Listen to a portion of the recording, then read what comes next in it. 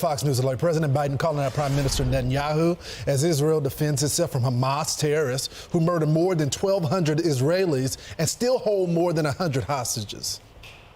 What is your red line with Prime Minister Netanyahu? For instance, would invasion of Rafah, which you have urged him not to do? It is a red line, but I'm never going to leave Israel. The defense of Israel is still critical, so there's no red line. I'm going to cut off all weapons so they don't have the Iron Dome to protect them. There's other ways to deal with the trauma caused by Hamas. But the red line is Rafah. Israel Prime Minister Benjamin Netanyahu joins us live from Jerusalem. We don't have to give you the news. You follow American news as if you're still here, Prime Minister. His red line is Rafah. Don't go into Rafah. What's your response? Look, the president and I have agreed that we have to destroy Hamas. We can't leave a quarter of the Hamas terror army in place. They're there in Rafah.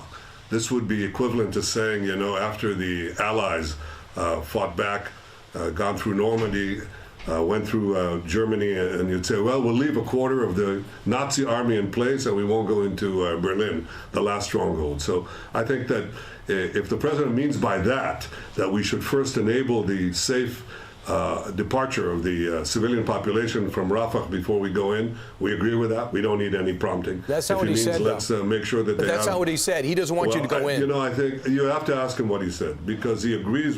He said that he agrees that we have to destroy Hamas as a fighting organization. That's what we intend to do. Look, it's either Israel or Hamas. There's no middle way. I mean, we have to have that victory. We can't have 3/4 of a victory. We can't have 2/3 of a victory, because Hamas will reconstitute itself with these 4 battalions in Rafah, reconquer the Gaza Strip, and do the October 7th massacre over and over and over again. And for us in Israel, not merely for me, Mr. Prime but Minister, for the people of Israel, that's a red line. We can't let Hamas survive. Mr. Prime Minister, we don't want to put you in a difficult position, because we know that you have to work with the U.S. I know we're still strong allies. But there's been multiple comments, whether it was a red line from the President of the United States or Kamala Harris saying that we need a ceasefire now. I know there's been conversations in the press about a fractured relationship. Can you tell us about what's going on between you and the president? Because right now, what I'm hearing from the IDF and some of my friends that are going out there to battle Hamas is that they don't have the support truly of the United States right now, and that you guys are being pressured to come off the gas a little bit. Is that true? Look, we have our agreements on the basic goals, but we also have disagreements on how to achieve them. Ultimately, it's Israel that has to decide. Our neck is on the line. Are they encouraging you to get off the gas, though, Prime Minister? And beheaded. Well, I'm telling you that we're not getting off the gas. I'm telling you that we have to take care of Israel's security and our future, and that requires eliminating the terrorist army. That's a prerequisite for victory. That victory is important not only for us, it's important for the civilized world as we're fighting these barbarians. And let me tell you something. You know, I've seen these recent polls where 82% of Americans support Israel in its battle against Hamas. 82%. That's been constant over the last 5 months. So they recognize that our battle is your battle and our victory is your victory. And I'm sure that deep down, everyone in Washington understands that. And that's what we're going to do. We're going to defeat Hamas. We're going to do what is necessary to minimize civilian casualties, do the humanitarian aid, something that we believe in. But we have to destroy this terrorist Nazi army. Otherwise, there's no future for anyone in the Middle East. I think everyone, Mr. Prime Minister, is trying to figure out what is meant by President Biden, how that defines your relationship. We're trying to figure out what it means by a red line, what it means by what Lawrence is articulating, and what it means when President Biden says something like this on a hot microphone at the State of the Union. Let's listen together. You got to keep pushing what you're doing on the humanitarian stuff and all this shit. So I told him, baby, I'm repeat this. I said, baby, you know I should come to you. sir, just. So what does that mean to you, a come to Jesus meeting? I don't know. I'm not familiar with the term, even though Jesus wasn't born that far away from here. I can tell you that if it means having a heart-to-heart conversation, we've had that plenty of times over the 40 years that I've known Joe Biden, and over the 12 or 13 conversations that we've had since the beginning of the war. But ultimately, you know, I'm the Prime Minister of Israel. I'm responsible for the security and future of the Jewish state, and I'm supported in my policies. That's important to understand. The overwhelming majority of Israelis support my policies, that we have to eradicate Hamas as a terrorist and governing organization, that we have to get our hostages back, and that we have to make sure that Gaza doesn't form a threat to us anymore. 99 to 9 Knesset members, that's over 90%, supported my policy of opposing a Palestinian state being rammed down Israel's throat. That's the vote we had the other day. So when people say, well, we have to have this talk with Netanyahu because he's holding back the prospect of this wondrous peace with the Palestinian state, you don't have an issue with me. You have an issue with the entire people of Israel. They're really united as never before in uniting to destroy Hamas and ensure that we don't have another Palestinian terrorist state like the one we had in Gaza that could threaten the state of Israel. That's something that the people of Israel are united behind, and from what I can see, most Americans support that as well. Prime Minister Netanyahu, President Biden's been around a long time.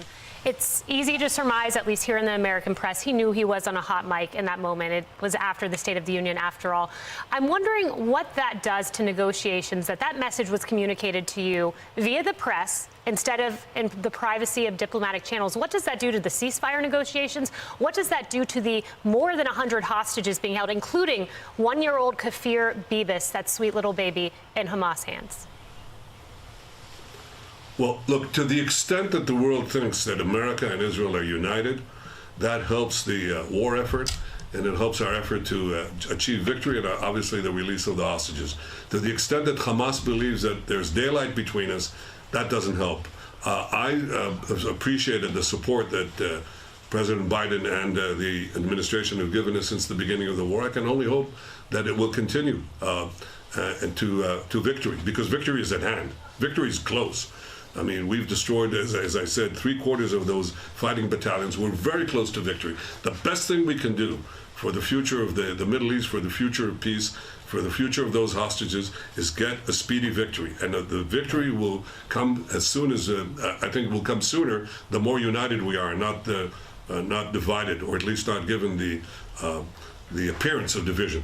Well, I know what you're saying, but with Kayleigh's point, I did hear that you guys had virtually something agreed to with Hamas, and as soon as they see the fracture with the U.S., they said, we can hold out for a better deal since they're getting all this pressure, and that blew up the deal on the hostage for prisoner swap.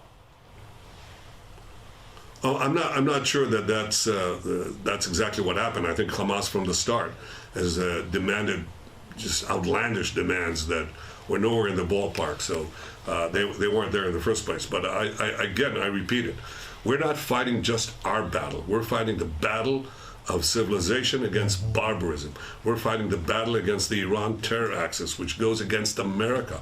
They say that you're the great Satan and we're the small Satan standing in their way. These are the people who are your worst enemies, our common worst enemies. And at this point, the entire international community, at least the civilized community, should stand behind Israel, reject the vilifications and the pressures that are brought against Israel that is fighting this just war against these barbarians. That's what I think is required to do. Most Americans understand it, and I hope that that's what will also be perceived in the Middle East, because it'll help us get the job done sooner. We're going to win this war. Yeah. Mr. Prime Minister, yes, and soon. And I hope you guys do win the war. But there's a lot of concern, not just with the UN, but we got little jihadis running around here in the United States. You got people putting pressure on the President of the United States. I plan on going to Israel next month to be with you guys before the Holy Week. But are you concerned about the anti-Semitism here in America and across the globe? You went to school here. Yes, I am. Of course I'm concerned. Who would not be? I mean, and I don't think you have to be, it's not only the Jewish people who should be concerned. I mean, anti-Semitism is the canary in the coal mine, because once you begin with this anti-Jewish hatred, you know that erupts into broader violence and disrupts entire societies. I think that this is a real badge of shame for those who are supporting Hamas. They're supporting these mass murderers, these rapists, these baby burners, and they're supporting it against the one democracy that is fighting them with tremendous odds against a terrorist enemy that implants itself in civilian quarters, that uses civilians as human shields, that uses terror undergrounds, as no army has faced. General Petraeus was here recently. He said, listen, no army is facing what Israel has faced. Colonel John Spencer, the head of urban warfare at West Point, says no army has gone to the lengths that Israel has gone to avoid civilian casualties. So Israel is fighting this just war against the most unjust of enemies. And these people are protesting in the streets, supporting these mass murderers, these modern Nazis. That's it's disgraceful. It's as though you were fighting in World War II and you had people demonstrating in the streets of New York and Washington in support of the Nazis. That's basically what you have here. So I think the majority of Americans have it clear. Their moral compass is clear.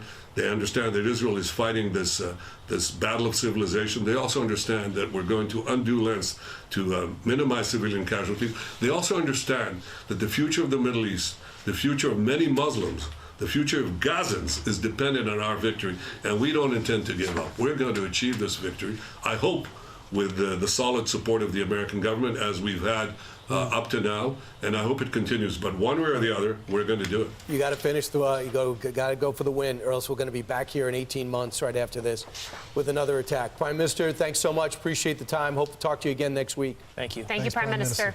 Thank you. There is no substitute for total victory. We'll achieve it. No doubt about it. I agree. Our greatest ally in the Middle East. Thank you very much. I'm Steve Ducey. I'm Brian Kilmeade. And I'm Ainsley Earhart. And click here to subscribe to the Fox News YouTube page to catch our hottest interviews and most compelling analysis.